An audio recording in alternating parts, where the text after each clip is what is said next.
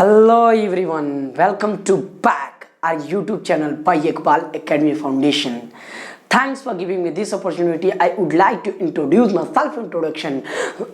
Let's start the topic. चूँकि बाबू हम ज़्यादा बात बिल्कुल नहीं करेंगे। प्रीवियस लेक्चर में यानी लेक्चर 1 में हम लोग अच्छे तरीक़ा से बात किए थे कि सेट थियरी को कैसे डिफाइन करेंगे और सेट थियरी को कैसे हम फील करेंगे, तो ज़्यादा हम बात नहीं करेंगे बाबू। आइए फिर से एक बार थोड़ा सा देख लेते हैं। आपका चैप्टर 1 है क्लास 11th का chapter 1 set theory, class 11 CBSE plus BSEB mathematics by Iqbal sir. Mathematics पढ़ाया जाएगा इकबाल सर के द्वारा। तो आइए बाबू हम बिना बात किए चलेंगे अपने टॉपिक की तरफ। तो बाबू कहीं ना कहीं मैंने डिफाइन कर लिया था कि सेट थियरी किसे कहते हैं, यानी the collection of well defined object is known as set. यानी वेल डिफाइंड ऑब्जेक्टों का जो कलेक्शन होता है उसको कहीं ना कहीं सेट के नाम से जाना जाता है। तो सेट को हम अच्छे तरीके से डिफाइन करने की कोशिश करेंगे बाबू और समझने की कोशिश करेंगे कि सेट थियरी है क्या। एग्जाम्पल में मैंने लिया था बाबू कि सेट थियरी, आइए एग्जाम्पल अगर थोड़ा सा देखा जाए तो इसमें वेल डिफाइंड ऑब्जेक्ट होना चाहिए। और वेल डिफाइंड ऑब्जेक्ट देखा जाए बाबू तो चूंकि जितने सारे नंबर सिस्टम होते हैं वो सारे के सारे वेल डिफाइन होते हैं। इसमें हम अच्छे तरीका से पूरा एक्सप्लेनेशन के साथ एकदम विजुअलाइज कर लेंगे बाबू कि कैसे हम फील करें और महसूस करें, समझ सके, फील कर सके कि वेल डिफाइंड ऑब्जेक्ट का मतलब क्या होता है। तो वेल डिफाइंड इसमें अच्छे तरीका से आप लोग को मेंशन कर दिया जाएगा। क्योंकि आइए बाबू हम देख रहे हैं सेट यदि आप बनाना चाहते हैं तो कल के वीडियो में यानी बोले तो प्रीवियस लेक्चर में बाबू मैंने कहीं ना कहीं आप लोग को लेक्चर 1 में यह डिफाइन कर दिया था कि सेट को कभी ना कभी वेल डिफाइंड ऑब्जेक्ट के थ्रू एक ग्रुप में रखा जाता है।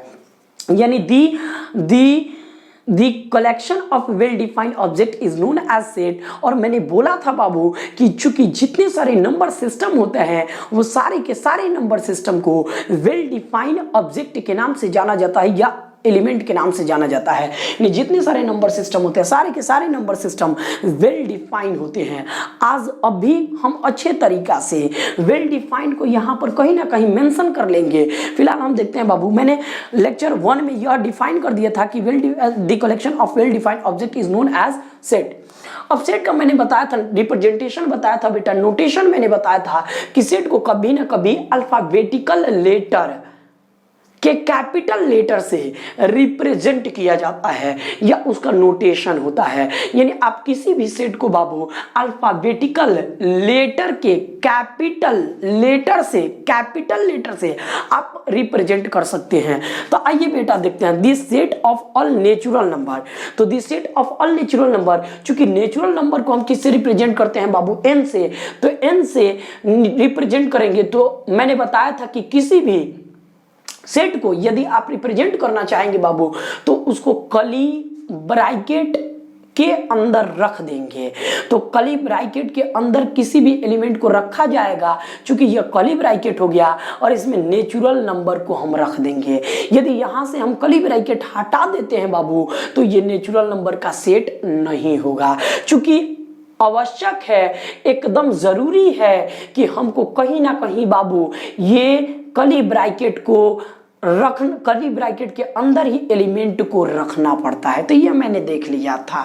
फिर से एक बार, the collection of well defined object is known as set. तो सेट में बाबू सेट को रिप्रेजेंटेशन करेंगे अल्फाबेटिकल कैपिटल लेटर, इंग्लिश के अल्फाबेटिकल कैपिटल लेटर से रिप्रेजेंट करेंगे। तो n एक प्रकार का अल्फाबेटिकल कैपिटल लेटर है, सो इससे इसको रिप्रेजेंट करेंगे बाबू। आइए देखा जाए तो 1 हो गया, 2 हो गया, 3 हो गया, 4 हो गया, 5 हो गया, dot dot dot dot so on, यानी इनफाइनाइट। तो इनफाइनाइट रखेंगे बाबू क्योंकि n एक नेचुरल नंबर है। तो नेचुरल नंबर के पहला लेटर n से हम रिप्रेजेंट कर सकते हैं किसको, नेचुरल नंबर को। तो इसमें हो जाएगा the set of all natural numbers, natural number का सेट हुआ। आगे बाबू देखा जाए तो इसमें ये आपको बताएगा बाबू जेड को रिप्रेजेंट किया जाता है किससे, तो ये इंटीजर से रिप्रेजेंट किया जाता है। यानी अनदर एग्जांपल हो जाएगा बाबू, इसको कर्ली ब्रैकेट के अंदर में रखेंगे, सेट के जितने सारे मेंबर्स होंगे या सेट के जितने सारे एलिमेंट्स होंगे वो सारे के सारे एलिमेंट्स को बाबू एक कर्ली ब्रैकेट के अंदर में रखा जाएगा। याद रहे एनर्जी की कमी नहीं होनी चाहिए। आप पुष्पा झुकेगा नहीं ना रे बाबू, तो एकदम रिदमिक, एक रिदमिक स्टेटमेंट होना चाहिए और रिदमिक आपके पास स्पीच ऑफ स्किल भी होना चाहिए और पढ़ने का स्टाइल भी होना चाहिए। तो आइए बाबू हम ज्यादा बात करेंगे नहीं। तो जेड एक प्रकार का क्या होगा बाबू, एक प्रकार का इंटीजर है। तो जेड इंटीजर है तो मैंने पहले ही बोल दिया था, चूंकि हम सेट को बना रहे हैं तो सेट को अल्फाबेटिकल कैपिटल लेटर से रिप्रेजेंट करेंगे। चूंकि यहां पर अल्फाबेटिकल कैपिटल लेटर से बाबू मैं रिप्रेजेंट किया हूं, अतः क्या होगा बाबू कि इंटीजर का मतलब हम लोग जानते हैं कि 0 से लेकर के -1 -2 -3 -4 dot dot dot dot minus infinity यानी इनफाइनाइट, और यहां से 0 से लेकर के +1 +2 +3 +4 dot dot dot dot plus में सो ऑन यानी इनफाइनाइट। तो ये डेफिनेशन हो गया किसका बाबू, इंटीजर का। और डेफिनेशन जो इंटीजर होता है बेटा, इंटीजर के जो नंबर्स होते हैं वो नंबर्स को यदि हम कर्ली ब्रैकेट में रख देते हैं तो वो कहीं ना कहीं बाबू आपका सेट बन जाता है। क्योंकि आप लोग समझ लिए कि किसी भी इंटीजर के नंबर को यदि हम कर्ली ब्रैकेट के अंदर रख देते हैं तो बाबू वो एक प्रकार का सेट बन जाता है, क्योंकि यह the set of all integers. इसमें कोई शक को सुबह नहीं, आप लोगों को समझ आ रहा है। अब इसमें देखिए बाबू कह रहे कि एग्जाम्पल ले रहे हैं एक रेशनल नंबर का। तो रेशनल नंबर का एग्जाम्पल लेंगे बाबू। आप लोग रेशनल नंबर के अकॉर्डिंग आप लोग जानते हैं कि रेशनल नंबर को डिफाइन किया जाता है कि वैसा नंबर जो P/Q के फॉर्म का होता है और साथ साथ P और Q एक इंटीजर होते हैं, यानी यह इंटीजर्स होते हैं, और वेयर Q डजंट इक्वालिटी 0 यानी Q जो होता है बाबू 0 के बराबर नहीं होना चाहिए। यदि Q 0 के बराबर नहीं है तो उसको हम रेशनल नंबर बोल सकते हैं। क्योंकि आइए बाबू हम देख रहे हैं तो P/Q मतलब ये सारे डेफिनेशन रेशनल नंबर के हैं, और यदि रेशनल नंबर के हैं बाबू तो कहीं ना कहीं इसको हम कर्ली ब्रैकेट के अंदर रखेंगे, और चूंकि कर्ली ब्रैकेट के अंदर रख देंगे तो यह सेट बन जाएगा। और सेट का रिप्रेजेंटेशन जो होता है बेटा वो कहीं ना कहीं Q से रिप्रेजेंट करते हैं, यानी कैपिटल Q से रिप्रेजेंट करते हैं। तो आई होप कि आप लोग को समझ आ गया होगा। आगे चलते हैं। देखिए बाबू ये तो सेट बिल्डर फॉर्म है।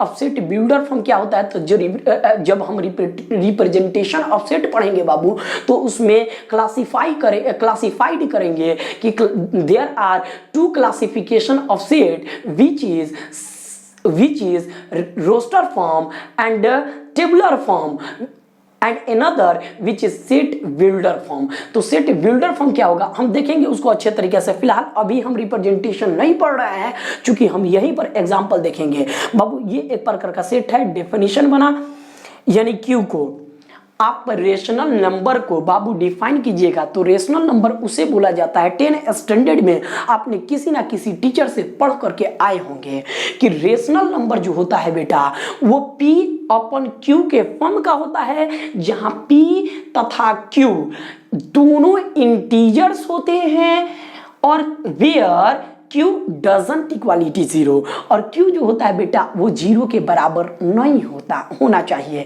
यदि Q 0 के बराबर हो जाएगा तो वो इंटीजर, वो रेशनल नंबर नहीं है। तो आइए बाबू हम देखते हैं, क्योंकि रेशनल नंबर को हम किससे रिप्रेजेंट करते हैं तो Q से रिप्रेजेंट करते हैं। तो आइए बेटा अब इसको समझा जाए। Q जो हो गया एक रेशनल नंबर P/Q, यानी बोले तो 3/4 एक प्रकार का रेशनल नंबर है। क्योंकि रेशनल नंबर को आप 10 स्टैंडर्ड में अच्छे तरीका से डिफाइन करके आए होंगे, यदि नहीं आए होंगे तो कोई बात नहीं है।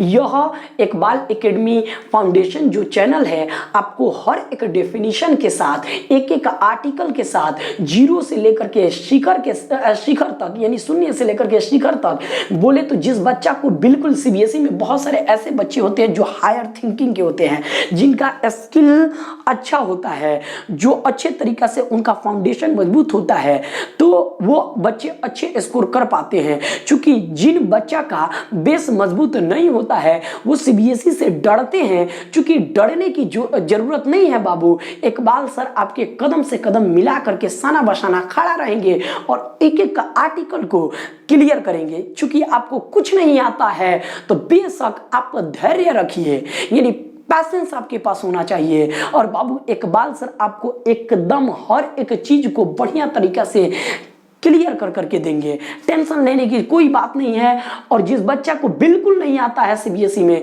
इंग्लिश देख करके घबराइए मत। क्योंकि इंग्लिश से हो, इंग्लिश मीडियम हो या हिंदी मीडियम हो, यदि आप 11th स्टैंडर्ड में हैं तो बाबू आगे बड़ी लोचा है। यदि इंग्लिश में आप नहीं पढ़िएगा तो आगे, यानी बोले तो बिहार से आगे आप क्रॉस कीजिएगा तो मैथ को अचीवमेंट नहीं कर सकते हैं। कहने का मतलब कि लैंग्वेज से घबराना नहीं है, लैंग्वेज से डट करके फेस करना है, लैंग्वेज को डट करके सामना करना है। तो आइए बाबू हम चलते हैं।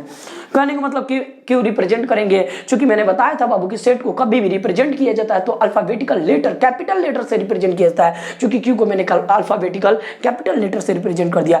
3/4 एक प्रकार का P/Q के फॉर्म का है और तो यह रैशनल नंबर है। ये भी बाबू 4/5 रैशनल नंबर है, 1/2 रैशनल नंबर है, 9/3 रैशनल नंबर है। याद रहे आपको नोटबुक और पेन लेकर के साथ में बैठना है और बाबू आप लोग को एक एक क्वेश्चन को और एक एक क्वेश्चन को, एक एक थियरी के एक एक एग्जाम्पल को आपको नोट करते चलना है। तो 1/2 एक रेशनल नंबर है, 9/3 एक रेशनल नंबर है।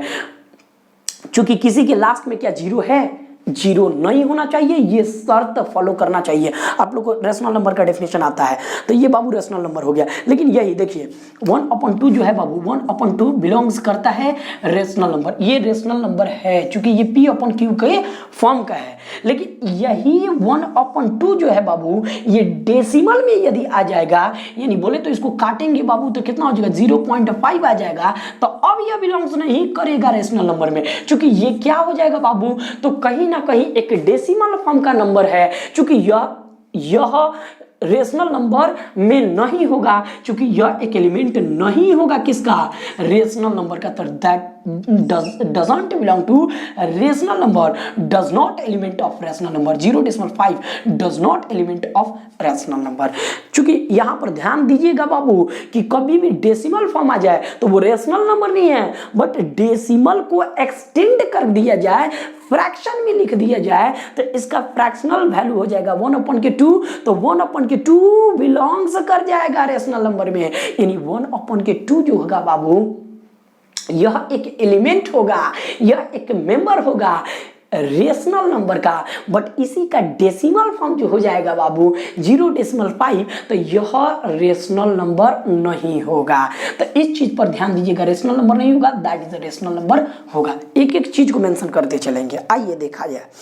तो यही कह रहे बाबू कि this set of all rational number, यानी 1/2 बिलोंग्स कर रहा है क्यू में, यानी 1/2 is a member of Q. मतलब क्यू का यह एक मेंबर होगा, एक एलिमेंट होगा। बट 0.5 जो है बाबू यह मेंबर नहीं होगा क्यू का। इसलिए नहीं होगा, मैंने अभी बोल दिया 0.5 एक डेसिमल फॉर्म है और डेसिमल फॉर्म थोड़ी ना होता है P/Q के फॉर्म का, नहीं होता है। और तो यहां पर ध्यान देना होगा और कंसंट्रेट होना होगा। बाबू आप यदि डेडिकेटेड हैं तो याद रखिएगा, इकबाल एकेडमी फाउंडेशन के चैनल में इकबाल सर आपको स्वागत करते हैं और साथ साथ आपको निखार देंगे। यानी आप अपने अभिक्षमता को पहचानिए, अपने अभिव्यक्ति को पहचानिए, यानी पर्सनालिटी को पहचानिए और साथ साथ अपनी क्षमता को पहचानिए और इन सबको इंटीग्रेट कर आप अपने सफलता को निखार सकते हैं, उज्जवल कर सकते हैं। आइए बाबू हम देखते हैं।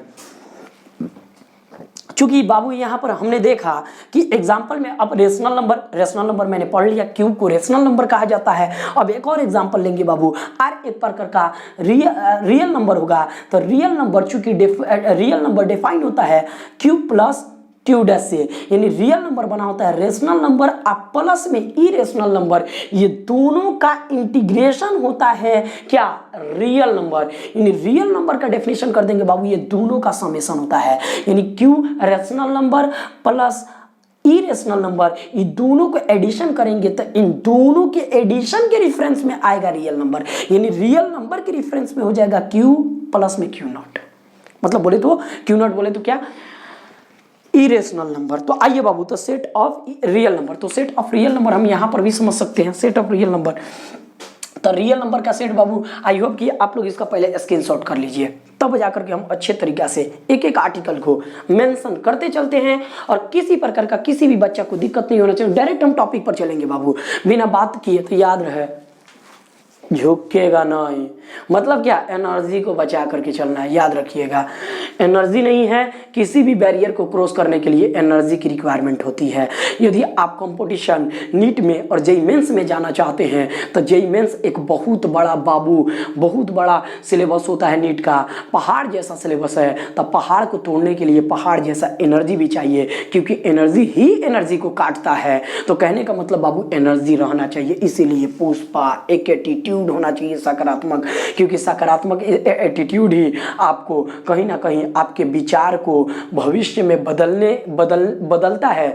और कहने का मतलब कि भविष्य में, यानी विचारों को भविष्य में बदलने की आपके मन के अंदर आग धधक रही है, तो ये सकारात्मक जो विचार आपके हैं ना, वो कहीं ना कहीं क्रांति पैदा कर देता है कैरियर में। तो आइए बाबू, क्रांति कब आवेगा, जब बॉडी के अंदर एनर्जी होगा तब ना आवेगा हो। तो हमको उत्साह वाला नहीं, एकदम चिल्लाने वाला नहीं, अंदर से रिदमिक एनर्जी होना चाहिए और पैसेंस होना चाहिए। आइए बाबू हम चलते हैं, चूंकि मैंने रियल नंबर को देखा तो यहां पर देखते हैं थोड़ा सा रियल नंबर को। आई होप कि आप लोग इसको स्क्रीनशॉट कर लिए होंगे। तो आइए यहां पर रियल नंबर को थोड़ा सा अच्छे से और हम डिफाइन कर रहे हैं बाबू। तो अच्छे से डिफाइन करेंगे तो रियल नंबर को हम कह सकते हैं बाबू, ये एक प्रकार का सेट है। चूंकि रियल नंबर का सेट है तो इसमें क्या हो जाएगा बाबू कि ये एक स्ट्रेट लाइन आ जाएगा रियल नंबर का। इसके बारे में और भी हम आगे पढ़ेंगे कि रियल नंबर चूंकि सेट है तो सेट को हम किस में रखेंगे, कर्ली ब्रैकेट के अंदर। अगर ये कर्ली ब्रैकेट बाबू हटा देते हैं, लीजिए मैंने हटा दिया और कर्ली ब्रैकेट हटा दिया बाबू, एक रियल एक लाइन है स्ट्रेट लाइन, तो इसमें नंबर आप देखे होंगे 0 होता है, 0 होता है, 0 होता है, माइनस के 1 होता है, माइनस के 2 होता है, माइनस के 3 होता है, dot dot dot dot minus के इनफाइनाइट होता है। यानी आपका बाबू देखा जाए तो 1 होता है, 2 होता है प्लस में, 3 होता है प्लस में, 4 होता है और डॉट डॉट प्लस में इनफाइनाइट होता है। तो अभी मैं पूछूंगा क्या R एक रियल नंबर है बाबू? तो रियल नंबर में ये एक रियल लाइन होता है, तो क्या ये रियल लाइन अभी एक सेट है? ये स्वाभाविक प्रश्न आपसे पूछा जाएगा, बताइए है? तो रियल नंबर का लाइन जो है बाबू अभी यह सेट नहीं है। क्योंकि इसलिए सेट नहीं है क्योंकि कर्ली ब्रैकेट में इसको मैंने रखा नहीं है, कर्ली ब्रैकेट में रखा नहीं है। क्योंकि कर्ली ब्रैकेट आ जाएगा तो सेट का प्रतीक होता है, इसको रिप्रेजेंट करते हैं या डिनोट करते हैं। कभी भी याद रखिएगा कि किसी भी सेट को बाबू हम क्या करेंगे कि कर्ली ब्रैकेट के अंदर रखेंगे। मतलब किसी भी सेट के एलिमेंट को, एलिमेंट बोले तो यहाँ पर एलिमेंट होगा, एलिमेंट होगा, एलिमेंट होगा, एलिमेंट होगा, एलिमेंट होगा, ये एलिमेंटों का नंबर है। तो किसी भी सेट के एलिमेंट को कर्ली ब्रैकेट के अंदर रखा जाएगा और ये जो होगा एक मेंबर होगा किसके, सेट रियल के। बात समझ आ रहा है? अभी हम केवल सेट को समझ रहे हैं कि सेट बनते कैसे हैं। बात ध्यान में रहना चाहिए बाबू कि सेट बनते कैसे हैं। अभी इस चीज को हम लोग मेंशन कर रहे हैं कि सेट होता क्या है। तो आई होप कि आप लोग समझ गए होंगे कि सेट का नोटेशन क्या होता है। तो सेट का नोटेशन होता है कर्ली ब्रैकेट और कर्ली ब्रैकेट के अंदर मेंबर या एलिमेंट रखा जाता है सेट का, और वो सेट का मेंबर आप देखा जाए बाबू तो सेट का मेंबर मान लीजिए एक और सेट, तो और भी देखेंगे हम, इसमें आप मेंबर रखिएगा और ये आपका क्या बताएगा, पूरा सेट बताएगा। इतना समझ आ गया ना बाबू कि एग्जाम्पल सेट का क्या होता है और सेट किसे कहते हैं, मैंने समझ लिया ये नंबर सिस्टम में। लेकिन याद रहे मैंने पहले ही बोल दिया कि जितने सारे नंबर सिस्टम है बाबू ये सारा का सारा वेल डिफाइंड है, जितना सारा नंबर होता है बाबू, ये सारा का सारा नंबर वेल डिफाइन होता है। तो चूंकि ये वेल डिफाइन है, अतः यह क्या हो जाएगा, इसका सेट बन सकता है। लेकिन वेल डिफाइन हम इससे प्रीवियस लेक्चर में, यानी आपका ये लेक्चर 2 है, तो लेक्चर 1 में बाबू मैंने कहीं ना कहीं आप लोगों को यह क्लियर कर दिया था कि वेल डिफाइन क्या है। एक बार फिर से हम देखेंगे बाबू वेल डिफाइन, क्योंकि वेल डिफाइन के बिना तो हम आगे लीड कर ही नहीं सकते हैं। वेल डिफाइंड ऑब्जेक्ट होना चाहिए, तो वेल डिफाइंड ऑब्जेक्ट होना चाहिए। यानी वेल डिफाइंड क्या है, वेल डिफाइंड, डिफाइंड, तो well defined object, object, object, object, object, well defined object कह रहा है। तो वेल डिफाइंड ऑब्जेक्ट, यहां पर ऑब्जेक्ट किसको बोला जाएगा, ऑब्जेक्ट एक एलिमेंट होगा, एलिमेंट होगा, ऑब्जेक्ट एक एलिमेंट होगा, नहीं तो एक मेंबर बतावेगा। ऑब्जेक्ट का मतलब एलिमेंट, नहीं तो एक मेंबर। सेट का मेंबर होगा, नहीं तो सेट का एलिमेंट होगा ऑब्जेक्ट का मतलब। अब चूंकि हमको जानना है वेल डिफाइंड, ये वेल डिफाइंड क्या होता है। इसे प्रीवियस लेक्चर में मैंने बताया था बाबू, नाम का कलेक्शन किया था। क्लास 11th में बहुत सारे स्टूडेंट पढ़ रहे हैं, उसमें से 5 ऐसे स्टूडेंट का नाम लीजिए और नाम को लेकर के नाम नाम नाम नाम नाम नाम को लेकर के एक सेट बनाइए। चूंकि नाम जो है क्या वेल डिफाइन है, एकदम वेल डिफाइन है बाबू। कैसे वेल डिफाइन है इसके बारे में हम समझेंगे कि नाम आखिर कैसे वेल डिफाइन है। चूंकि आइए हम देख रहे हैं, मान लीजिए कि बाबू यहां पर मैंने एक सेट लिया बी, सेट बी लिया। मान लो कि सेट को तो हम रिप्रेजेंट कर सकते हैं कैपिटल अल्फाबेटिकल लेटर, किसी भी लेटर से। तो चूंकि हम बी से अल्फाबेटिकल लेटर से सेट किए हैं, तो इस सेट के बारे में मैंने बताया था बाबू कि एक सेट लिया था, नाम का सेट लिया था। तो सबसे पहले याद है आप लोग को लेक्चर 1 में मोहन लिया था मैंने, मोहन के बाद मैंने कहा समीर लिया था, समीर के बाद क्या लिया था बाबू, तो रमेश लिया था, उसके बाद से राम लिया था और फिर अहमद लिया था, अहमद लिया था। तो कहने का मतलब कि बी एक सेट है। नाम मतलब क्लास 11th में बहुत सारे बच्चे पढ़ रहे हैं, उसमें से 5 बच्चों को सिलेक्ट करना है और नाम का सेट बनाना है। तो क्या नाम क्लास 11th के लिए, क्लास 11th के बच्चों के लिए क्या नाम जो है, नेम जो है वेल डिफाइन है? हाँ वेल डिफाइन है, मैंने यह बता दिया था। अब कैसे वेल डिफाइन है इसको चेक करना है, क्योंकि देखिए वेल डिफाइन का मतलब जो कहीं नहीं बदले, जो हर जगह परिभाषित हो, यानी डिफाइन हो, वेल डिफाइन, हर जगह पर वेल डिफाइन हो, हर जगह पर वेल डिफाइन हो, मतलब हर जगह पर डिफाइन हो जाए उसको वेल डिफाइन बोलेंगे। तो देखिए आइए हम देखते हैं।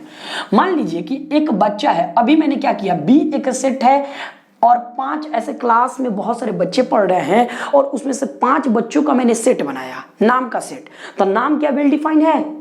चूंकि नाम वेल डिफाइन है तो ऑब्जेक्ट उसका सेट बनेगा।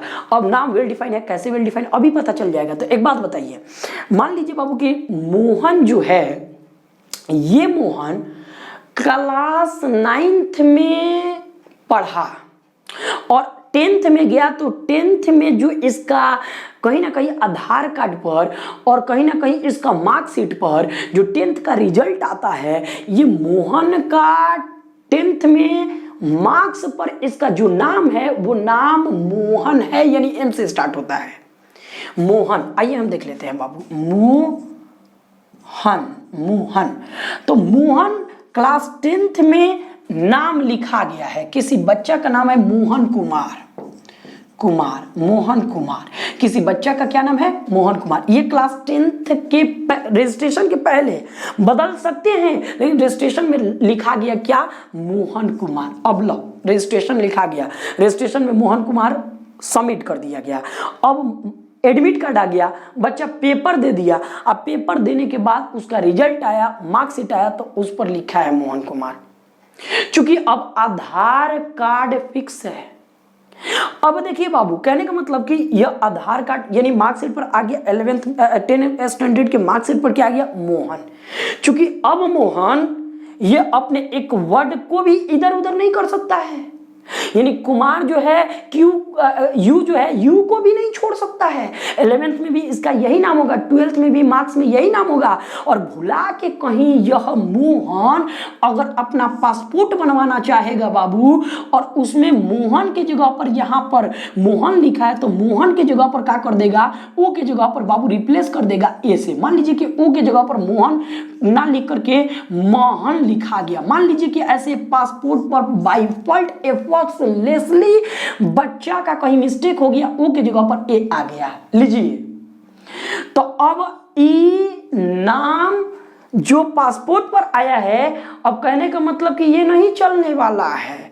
अब यहां पर लोचा होने लगेगा, क्योंकि यहां पर मोहन है तो यहां पर भी मोहन होना चाहिए, यहां पर भी ए होना चाहिए। यदि ए नहीं होगा तो वेल डिफाइंड नहीं होगा, क्योंकि अब ये नाम जो मार्कशीट पर है, मार्कशीट पर तो मोहन है, अब पासपोर्ट पर क्या हो गया, मोहन हो गया। एक वर्ड इधर, एक लेटर इधर उधर हो गया, तो एक लेटर इधर उधर हो गया। तो अब सुनिए, अब ये मोहन का नाम, ये मोहन का मतलब कुछ और हो जाएगा। किस में, सर्टिफिकेट के अकॉर्डिंग। ना तो आप ही एक काम कीजिए, अब इस पासपोर्ट पर ये है और आपका मार्कशीट पर ये मोहन है, चूंकि एक काम कीजिए, अब देखिए कितना मजा आता है। तो रह गया बात कि ये मोहन मार्कशीट पर कुछ और ये मोहन ये मोहन मार्कशीट पर कुछ और पासपोर्ट पर कुछ और हो गया। तो यदि पासपोर्ट पर यह है और पासपोर्ट और मार्कशीट से चेक कर दिया जाए तो इसको काटना पड़ जाएगा, और नहीं तो ये मोहन को ही लाना पड़ेगा। अब आप जाइए, एक काम कीजिए, कहीं जब गलती हो गया तो थोड़ा सा जाइए, ये पासपोर्ट को थोड़ा सुधरवाइए। आपको बाबू इतना दौड़ाया जाएगा कि कौरी करने का मौका तक नहीं दिया जाएगा। जितना बैलिया कौरी करती है लोग ना, वो तरीके कौरी करने लगिएगा। इतना तब समझ में आएगा कि हाँ वेल डिफाइन क्या होता है। तो वेल डिफाइन का मतलब अगर बदलना नहीं चाहिए, यदि बदल गया तो वेल डिफाइन नहीं है, और नहीं बदला तो वेल डिफाइन है। तो कहने का मतलब कि मार्कशीट पर भी मोहन कुमार है और पासपोर्ट पर भी मोहन कुमार, 10th क्रॉस किया तो 12th पर भी मोहन, कहीं एडमिशन लिया ग्रेजुएशन में वहां भी मोहन, पीएचडी किया वहां भी मोहन, कुछ भी किया मोहन अब बदलने वाला नहीं है। जो आधार कार्ड पर है, जो कहीं ना कहीं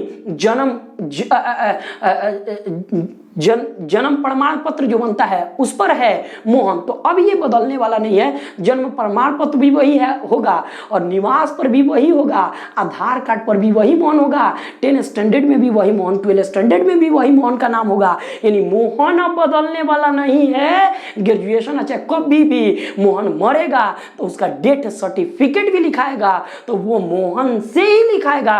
मोहन चूंकि अब बदलने वाला नहीं है तो नहीं बदलेगा, तो ये वेल डिफाइन है, और जो बदल गया वो वेल डिफाइन नहीं है और तो परिभाषित हो गया। समझ आ गया ना। कहने का मतलब कि जब दौड़िएगा तो खुद ही समझ आएगा कि वेल डिफाइन का है। तो अब देखिए बाबू पूरा क्लियर हो गया कि नाम कहीं नहीं बदल रहा है। यानी बोले तो जन्म प्रमाण पत्र से लेकर के और मरण प्रमाण पत्र हर जगह पर मोहन मोहन मोहन मोहन मोहन। तो मोहन कहीं नहीं बदला और तो यह वेल डिफाइन हो गया। चूंकि मोहन अगर बदल जाता तो वे वेल डिफाइन नहीं होता। अब तो बात समझ आ गई कि वेल डिफाइन क्या है और वेल डिफाइन क्या नहीं है। कहने का मतलब इसको नहीं समझ आएगा तो एक बार रिकैप कर करके वीडियो को देख लीजिएगा, कोई मुश्किल नहीं है। आइए बाबू, मैंने यही बताया था कि एगो सेट लिया था अभी, और इस सेट में वेल डिफाइन को मैंने क्लियर करने की कोशिश। याद रखिएगा पसीना, याद रखिएगा पसीना, यानी जो पानी से नहाता है वो लिबास बदलता है, जो पसीना से नहाता है इतिहास बदलता है। तो एक दिन हम लोग का इतिहास होगा। देखिएगा बाबू, कहने का मतलब रिदमिक होना चाहिए, और कहने का मतलब कि हम लोग को बहुत लंबा समय तक कहीं ना कहीं सिलेबस को पढ़ना है। बहुत बड़ा लंबा चौड़ा सिलेबस है बाबू, तो एनर्जी का रिक्वायरमेंट होना चाहिए, बहुत फुल एनर्जी होना चाहिए, क्योंकि एनर्जी रहेगा तब ना पढ़ेंगे हो। तो देखिए कहने का मतलब कि मैंने यह पूरा बाबू क्लियर कर दिया कि कहीं ना कहीं यदि आप सेट को आप डिफाइन करना चाहिएगा बाबू, तो सेट को डिफाइन कीजिएगा तो कैसे डिफाइन होगा। Well defined collection of object is known as set. यानी इसमें वेल डिफाइंड ऑब्जेक्ट होना चाहिए। ये ऑब्जेक्ट वेल डिफाइन है, ये भी वेल डिफाइन है, ये भी वेल डिफाइन है, और जितने सारे ये सेट के अंदर यानी कर्ली ब्रैकेट के अंदर जो भी एलिमेंट, जो भी ऑब्जेक्ट है उस ऑब्जेक्ट को बोलेंगे, वह ऑब्जेक्ट को बोलेंगे कि यह एक एलिमेंट है किसका, सेट बी का। यह एक सेट बी का एलिमेंट है। बात समझ आया, एकदम अच्छे तरीके से आया। चलिए अब ये तो क्लियर, नाम वेल डिफाइन हो रहा है, नाम का मैंने वेल डिफाइन कर दिया। अब दूसरा का मैंने एग्जाम्पल क्या लिया था बाबू, तो दूसरा का एग्जाम्पल मैंने लिया था टैलेंट। एक और एग्जाम्पल मान लीजिए कि एक और सेट मैंने बनाया, सेट ए है, बनाने की कोशिश कर रहे हैं और टैलेंट के नाम पर हम बना रहे हैं, टैलेंट को लेकर के बना रहे हैं। अब मैंने बोला कि क्लास 11th के क्लास 11th के स्टूडेंट है या क्लास 10th के स्टूडेंट है, उसमें 5 बच्चों के नाम का सेट बनाइए। चूंकि हम 11th क्लास में पढ़ रहे थे, 11th के बच्चों को बनाएंगे। तो आइए बाबू देखा जाए, इसमें मैंने बोला कि 50 को आपके पास बच्चे हैं, 500 आपके पास बच्चे हैं, मैटर नहीं करता है क्लास 11th में, बट मैटर ये करता है कि आप एक सेट बनाइए 5 बच्चों का, यानी 50 बच्चे हैं क्लास 11th में, उन 50 बच्चों में से 5 बच्चे को सिलेक्शन कीजिए और एक सेट बनाइए, और वह सेट होना चाहिए, ये तो नाम का सेट हो गया, और वह जो सेट होना चाहिए वो टैलेंट का होना चाहिए। किसका बाबू, टैलेंट का होना चाहिए। अब नाम का नहीं होना चाहिए, नाम का नहीं होना चाहिए, अब टैलेंट के बेस पर हम सेट बनाएंगे। तो यह टैलेंट जो है, टैलेंट क्या वेल डिफाइन है? चूंकि वेल डिफाइन नहीं है, ये हम लोग प्रीवियस लेक्चर यानी लेक्चर 1 में मैंने क्लियर कर दिया था कि टैलेंट वेल डिफाइन नहीं है। क्यों टैलेंट वेल डिफाइन नहीं है, आइए हम देख लेते हैं। अब भी कहने का मतलब कि एक बच्चा मोहन जो है, टैलेंट लेकर के हम टैलेंट को लेकर के हम सेट बना रहे हैं। तो मोहन मान लेते हैं कि मोहन एक बच्चा खेलने में टैलेंट हो सकता है, टैलेंट यहाँ पर डिफाइन नहीं हो रहा है, हर जगह पर डिफाइन नहीं हो रहा। मैंने ये थोड़े बोला है कि पढ़ने में टैलेंट होना चाहिए, नहीं, टैलेंट का कोई मतलब, टैलेंट का मतलब कोई डेफिनेशन नहीं होता है। कोई पढ़ने में टैलेंट हो सकता है, कोई राइटिंग में टैलेंट हो सकता है, कोई क्रिकेट खेलने में टैलेंट हो सकता है, हाँ हो सकता है कोई बोलने में टैलेंटेड हो सकता है कोई मारपीट करने में टैलेंटेड हो सकता है कोई कुश्ती लड़ने में टैलेंटेड हो। तो टैलेंट, एक बच्चा हर जगह टैलेंट नहीं हो सकता है। कहने का मतलब मोहन को मैंने लिया, टैलेंट बच्चों के नाम पर लिया। तो आप भी बताइए, क्या मोहन हो सकता है पढ़ने में टैलेंट हो, और पढ़ने में टैलेंट हो तो हो सकता है कि क्रिकेट खेलने में टैलेंट नहीं हो। तो एक बच्चा हर जगह पर क्या डिफाइन हो रहा है? नहीं हो रहा है। अतः नहीं हो रहा है तो ये वेल डिफाइन नहीं है टैलेंट। कहने का मतलब यहाँ पर मोहन क्या था, जन्म प्रमाण पत्र से लेकर के मरण प्रमाण पत्र के बीच में जितने सारे, यानी क्लास 10th के मार्कशीट जो थे, क्लास 12th के जो मार्कशीट थे, या ग्रेजुएशन के जो मार्कशीट हैं, या कोई भी मार्कशीट है, वहां पर नाम एम बदल करके एस नहीं हो रहा है। चूंकि यह हर जगह पर डिफाइन हो रहा है तो ये वेल डिफाइन है।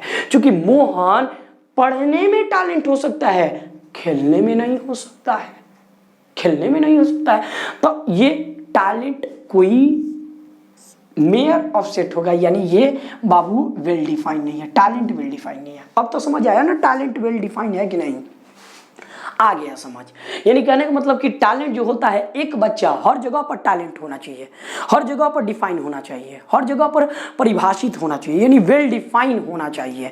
तो मोहन हो सकता है कि पढ़ने में टैलेंटेड हो लेकिन खेलने में नहीं हो, कुश्ती लड़ने में नहीं हो, हर जगह पर मोहन टैलेंटेड नहीं है। तो हर जगह पर नहीं है तो एक जगह पर डिफाइन हो सकता है, हर जगह पर डिफाइन नहीं है। तो टैलेंट का कोई परिभाषा नहीं हुआ, कोई पढ़ने में टैलेंटेड हो सकता है, कोई खेलने में टैलेंटेड हो सकता है, कोई अलग क्षेत्र में टैलेंट। तो टैलेंट कोई डेफिनेशन नहीं है, टैलेंट हर जगह पर डिफाइन नहीं हो रहा है। क्योंकि जब हर जगह पर डिफाइन नहीं होगा तो इसको हम बोलेंगे बाबू कि यह इसका सेट नहीं बन सकता है। मतलब 5 गो बच्चे का जो सिलेक्शन करना है वो सिलेक्शन का सेट नहीं बन सकता है। क्योंकि इसलिए नहीं बन सकता है क्योंकि टैलेंट जो है हर जगह पर डिफाइन नहीं हो पा रहा है, और चूंकि हर जगह पर डिफाइन नहीं हो पा रहा है तो टैलेंट का सेट नहीं बना सकते हैं। बात समझ आया कि नहीं रे बाबू? बात समझ आया, बहुत अच्छी बात है। जब समझ आ रहा है तो चलिए हम आगे चलते हैं बाबू। चलिए मैंने डिफाइन कर दिया कि ये टैलेंट वेल डिफाइन नहीं है। चूंकि आइए अब वेल डिफाइन आगे चलते हैं। अच्छा बाबू एक बात बताइए, वेल डिफाइन में नेक्स्ट मैंने क्या लिए थे एग्जाम्पल, तो टैलेंट हो गया। नेक्स्ट एग्जाम्पल मैंने लिया था कि स्वीट फ्रूट एक और मैंने मान लीजिए कि एग्जांपल ले रहे हैं, एक और मैं सेट बना रहा हूं और वह सेट होना चाहिए मीठे फलों का, यानी स्वीट फ्रूट होना चाहिए, स्वीट फ्रूट। तो स्वीट फ्रूट होना चाहिए, स्वीट और फ्रूट एक बेस ले लेते हैं और स्वीट फ्रूट को लेकर के एक सेट बनाते हैं, मीठे फलों का सेट बनाते हैं। तो ये स्वीट फ्रूट अपने आप में क्या डिफाइन है कि डिफाइन नहीं है? पहले तो ये पता करेंगे कि इसका सेट बन सकता है कि नहीं। एक सेट हम बनाना चाहते हैं और स्वीट फ्रूट होना चाहिए, फ्रूट जो है वो स्वीट होना चाहिए, मीठे फलों का होना चाहिए। आप बहुत सारे, मान लीजिए कि आप बहुत सारे फल ले लीजिए, बहुत सारे फल हैं और मीठे फलों को लेकर के यहाँ पर बहुत सारे फल रखे हैं। मान लीजिए कि यहाँ पर कंटेनर है, कंटेनर में बहुत 4-5 किस्म के फल रखे हैं, पोटैटो, ये एप्पल हो गया, ग्रेप्स हो गया और बनाना हो गया, और भी बहुत सारे फल हैं। यहाँ पर मीठे फलों को रखा गया है और मीठे फलों में क्या किया गया है बाबू? बोला गया है कि 5 मीठे फलों का सेट बनाइए। कितने? 5 मीठे फलों का। तो आइए देखा जाए, मीठा फल क्या डिफाइन हो रहा है? खुद में वेल डिफाइन है। स्वीट फ्रूट खुद में डिफाइन है। तो आइए हम लेकर के चलते हैं मैंगो को। मैंगो बोले तो आम। मैंने मैंगो रखा, ग्रेप्स रखा, मैंगो रखा, ग्रेप्स रखा, एप्पल रखा और भी बहुत सारे एलिमेंट है, मतलब और भी बहुत सारे फ्रूट होंगे।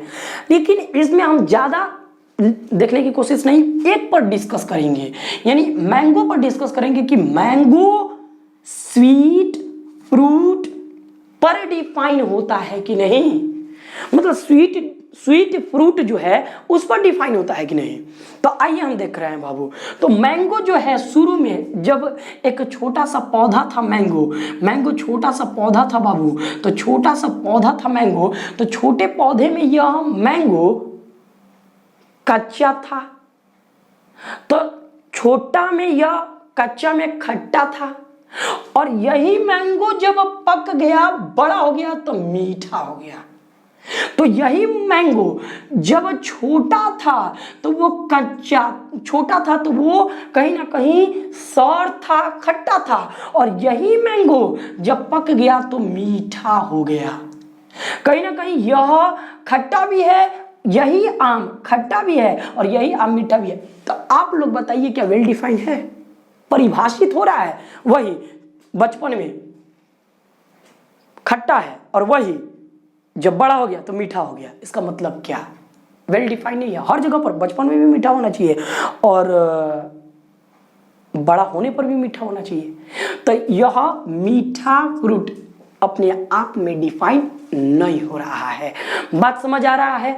तो टैलेंट जैसे हर जगह पर डिफाइन नहीं हो रहा था, तो well define, not well define है, तो इसका सेट नहीं बन सकता है, इसका सेट नहीं बनेगा। अतः स्वीट फ्रूट का भी सेट नहीं बनेगा, ये भी वेल डिफाइन नहीं है।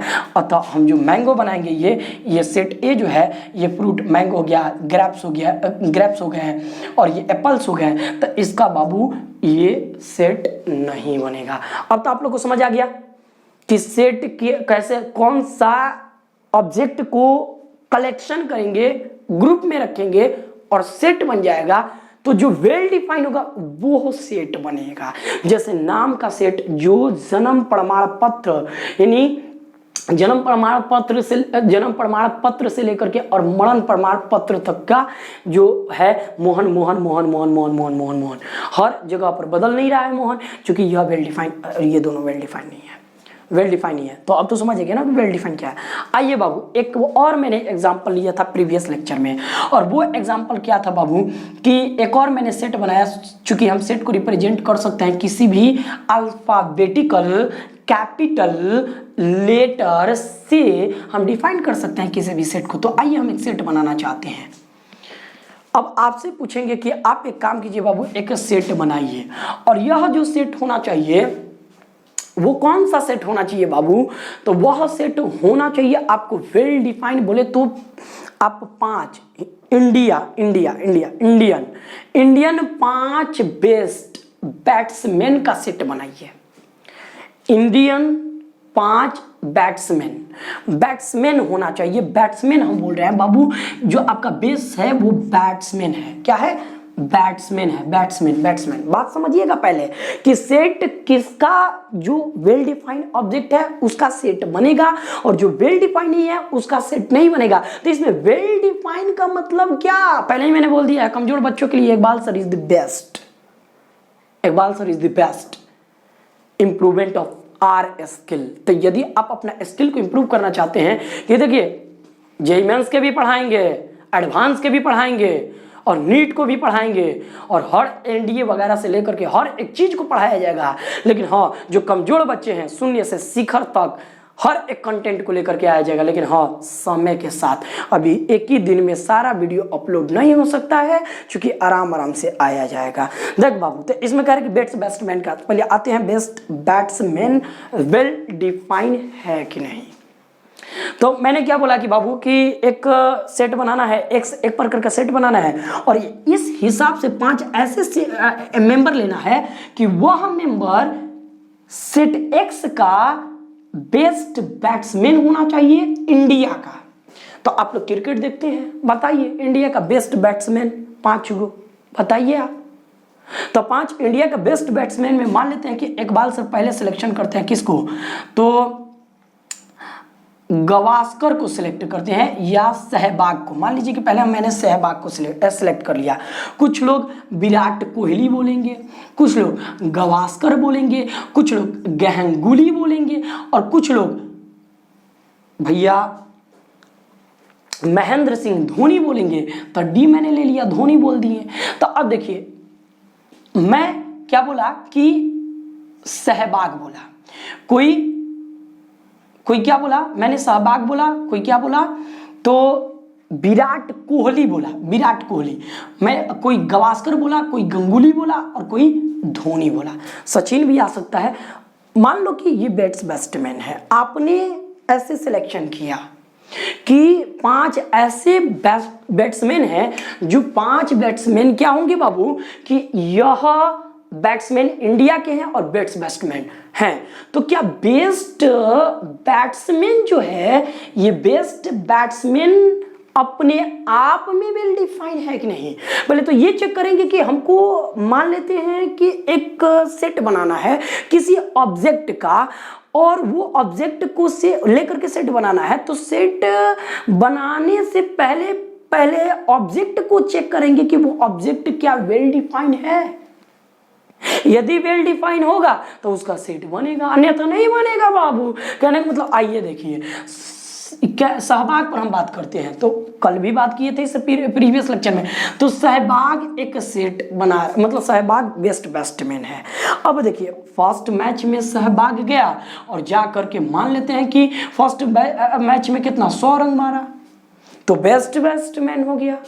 और यही सहवाग किया कि सेकंड मैच में क्या हुआ बाबू कि सहवाग ओपनर उतरा, और ओपनर उतर करके क्या किया कि 0 पर आउट हो गया। ले, होता है बाबू मैच में, कोई छक्का कब एक बार 100 रन शतक पहुंचा देगा, कभी एक 0 पर भी आउट हो जाता है, झटका भी लग जाता है। तो फर्स्ट मैच में सहवाग कितना 100 नंबर लेकर के आया, 100 रन को अचीव किया। लेकिन सेकंड मैच में यही जाकर के कितना रन को अचीव किया, तो 0 रन को 0 पर आउट हो गया। भैया हो सकता है आउट। तो कहने का मतलब कि एक प्राइस का क्या निकला बाबू, प्रोबेबिलिटी कि 100 रन बनाया, दूसरा का प्रोबेबिलिटी क्या निकला 0। लो चलो 0, तो 0 पर आउट हो गया। तो 100 रन बनाया तो बेस्ट बैट्समैन कहलाया, और 0 रन बनाया तो कौन सा बैट्समैन है भैया, अब बताइए, बेकार बैट्समैन, खराब बैट्समैन हो गया। तो यही सहवाग बेस्ट भी हो रहा है, और यही सहवाग 0 पर आउट बेस्ट नहीं है। तो ये सहवाग बेस्ट नहीं है, तब बेस्ट बैट्समैन कोई हो ही नहीं सकता है। ये अपने आप में वेल डिफाइंड नहीं है। बात समझ आया कि नहीं। तो बेस्ट खेलेगा तो हो जाएगा, नहीं तो एक ही प्लेयर बेस्ट भी है और एक ही प्लेयर बेस्ट नहीं भी है। इसका मतलब क्या, वेल डिफाइंड हर जगह पर वेल डिफाइंड नहीं है। अब तो समझ आ गया होगा कि वेल डिफाइंड किसे कहते हैं बाबू। तो हर जगह पर वेल डिफाइंड हो गया। अब हम आपको देखिए, अब और भी एग्जांपल लेते हैं। मान लीजिए कि ये तो क्लियर हो गया वेल डिफाइंड एक बात सर बहुत बेस्ट क्लियर कर दिया। हमको नहीं लगता है कि इससे बेस्ट अदर जगह पर होगा। अगर होगा thank you so much.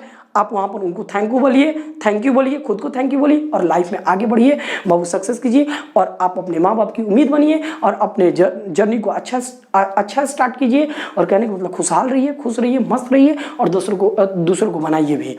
Share जरूर करना है, शेयर भी करना है, सब्सक्राइब भी करना है, लाइक भी करना है। यदि आप न्यू हैं तो सब्सक्राइब कीजिए। आइए हम देखते हैं बाबू। तो सुनिए, कहने का मतलब कि अब कह रहे हैं कि एक बच्ची, एक लड़की ब्यूटीफुल है, ब्यूटीफुल।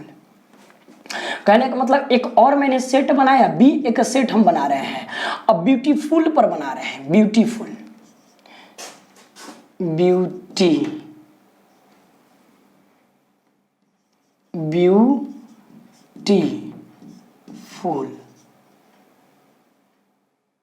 ब्यूटीफुल, ब्यूटीफुल पर हम सेट बना रहे हैं। किस पर बाबू? ब्यूटीफुल पर सेट बना रहे हैं। तब ब्यूटीफुल पर सेट बनाएंगे बाबू, तो कहने का मतलब कि एक बच्ची ब्यूटीफुल है, ठीक, एक बच्ची ब्यूटीफुल है। तो एक बच्ची ब्यूटीफुल है तो ब्यूटीफुल को लेकर के सेट बनाएंगे। तो आइए हम देख रहे हैं, कहने का मतलब क्या है बाबू? एक बच्ची ब्यूटीफुल है तो ब्यूटीफुल अपने आप में क्या वेल डिफाइन है? थोड़ा सा ध्यान दीजिएगा, क्या ब्यूटीफुल वेल डिफाइन है अपने आप में? तो वही बच्ची, मान लेते हैं कि शादी बचपन में हो सकती है कि स्मार्ट नहीं हो, जवानी में स्मार्ट हो सकती है, हो सकता है कि शादी से पहले स्मार्ट है और शादी के बाद स्मार्ट नहीं हो, बचपन में स्मार्ट है अब बूढ़ी होने पर स्मार्ट नहीं हो। स्मार्ट, ब्यूटीफुल का मतलब क्या? ब्यूटीफुल का खूबसूरत। तो खूबसूरत बुढ़ापे में कोई खूबसूरत होता है? नहीं ना होता है जी। शादी के पहले खूब खूबसूरत है बच्ची, और जहाँ 4 गो लड़का पैदा हो गया तो उसके बाद से वो लड़की क्या हो गई भैया? अब खूबसूरती वही होगा। हो सकता है कि जब बूढ़ी हो जाए तो क्या खूबसूरती वही होगा? नहीं होगा खूबसूरत। तब ब्यूटीफुल अपने आप में आपको लग रहा है कि वेल डिफाइन है, इस पर तो बहुत सारा बात बोला जा सकता है। तो वेल डिफाइन है, ब्यूटीफुल वेल डिफाइन है। तो कहने का मतलब ब्यूटीफुल बोलेंगे तो आप एक बात बताइए, शादी से पहले बच्ची स्मार्ट है, डिफाइन हो रहा है, चलिए ब्यूटीफुल है, लेकिन शादी के बाद जब 35 के बाद जाती है, 40 के बाद जाती है तो बच्ची का जाहिर सी बात है शाइनिंग कम होगा, तो क्या वेल डिफाइन होगी? भद्दा दिखेगी। तो अब वो बाबू ब्यूटीफुल नहीं है, तो अतः इसका ब्यूटीफुल का सेट नहीं बनेगा। क्योंकि आप लोग को समझ आ गया होगा कि किसका सेट बनेगा, किसका सेट नहीं बनेगा। और भी हम बहुत सारे एग्जाम्पल को लेकर के आएंगे बाबू। तो इसके बाद भी कुछ ऐसे भी हम सेट, नेक्स्ट हमारा टॉपिक यही होगा कि किस वेल डिफाइन है और कौन कौन वेल डिफाइन नहीं है। तो एक नोट मैं लिखवाऊंगा इसके बाद वाला जो लेक्चर लेकर के आएंगे, नोट लेकर के आएंगे। अतः नोट के बाद कुछ बात बोलेंगे बाबू, उसके बाद से देखा जाएगा। तो सुनिए, लेकिन ये स्टार्ट कीजिएगा, नोट से स्टार्ट करेंगे। किससे? नोट से। हम सीक्वेंस वाइज डालेंगे, एक एक वीडियो को सीक्वेंस वाइज डालेंगे। फिर से एक बार हम क्या यहीं से स्टार्ट करेंगे, नोट से स्टार्ट करेंगे इन फ्यूचर में। तो अब देखिए बाबू, इसमें वेल डिफाइन नहीं है, तो आपको क्लियर हो गया कि कौन वेल डिफाइन, कौन वेल डिफाइन नहीं है। अभी थोड़ा सा वेल डिफाइन के बारे में थर्ड लेक्चर में भी बात करेंगे, उसके बाद से वेल डिफाइन क्लियर हो जाएगा, इसको अच्छे तरीके से प्रोसीड करेंगे। अब आइए बाबू, सेट बनाना होगा तो कैसे? ए मान लीजिए कि एक सेट बनाना चाहते हैं, डिजिट दिया गया है। मान लीजिए कि यहाँ पर बहुत सारे डिजिट हैं, यहाँ पर बहुत सारे डिजिट हैं, यहाँ पर बहुत सारे डिजिट हैं, 1 2 3 डॉट डॉट डॉट डॉट ऐसे सो ऑन बहुत सारे डिजिट हैं, ठीक। और डिजिट से लेकर के हमको सेट बनाना है, सेट बनाना है। तो बनाइए, क्या हो गया? 2 3 4 5। क्या ये सेट है? सेट है क्या? ये सेट है? तो बोलिएगा ये सेट है। अभी सेट नहीं है, अधूरा है, अब सेट बना है। समझ आ गया ना? तो सेट में किसी भी सेट को बाबू रिप्रेजेंट करेंगे, जिसे मान लेते हैं कि बी से एक सेट का रिप्रेजेंटेशन कैपिटल लेटर से मैंने किया, और बाबू इसमें मैंने क्या रखा? तो इसमें एलिमेंट को रखा। तो एलिमेंट क्या हो सकता है? ए हो सकता है, आई हो सकता है, यू हो सकता है, ई हो सकता है, मतलब एलिमेंट। ये एक सेट बन गया, ए ई आई ओ यू, ए आई यू ई, एक सेट बन गया। तो ए जो होगा बाबू एक एलिमेंट है। किसका एलिमेंट है? ये बताएगा बिलोंग्स टू, एक एलिमेंट है। किसका एलिमेंट है? बी का। तो ए एक एलिमेंट है, किसका? बी का। या ए एक मेंबर है, किसका? सेट बी का। बात समझ आ रहा है? कहने का मतलब आई एक एलिमेंट है, किसका? सेट बी का। तो ए आई जो है सेट बी का क्या है? एलिमेंट है। तो हम समझ लिए कि सेट आप कैसे बनाओगे? तो सेट के मतलब हम बाबू सेट को अच्छे तरीके से डिफाइन कर रहे हैं और सेट हम बना सकते हैं। कहने का मतलब कि सेट का नोटेशन अब मैंने देख लिया कि ये एक प्रकार का सेट है और इसमें क्या करेंगे बाबू, इसमें एलिमेंट को रखा जाएगा और ये इसका नोटेशन हुआ सेट का। यहाँ जो भी होगा वो एक मेंबर होगा या एलिमेंट होगा किसके, सेट ए का। ये क्लियर हो गया, सेट बढ़िया तरीके से क्लियर हो गया। हम क्लास वाइज पढ़ाएंगे, क्लास जैसा पढ़ाएंगे। Thank you so much, thanks a lot. Like कीजिए, सब्सक्राइब कीजिए।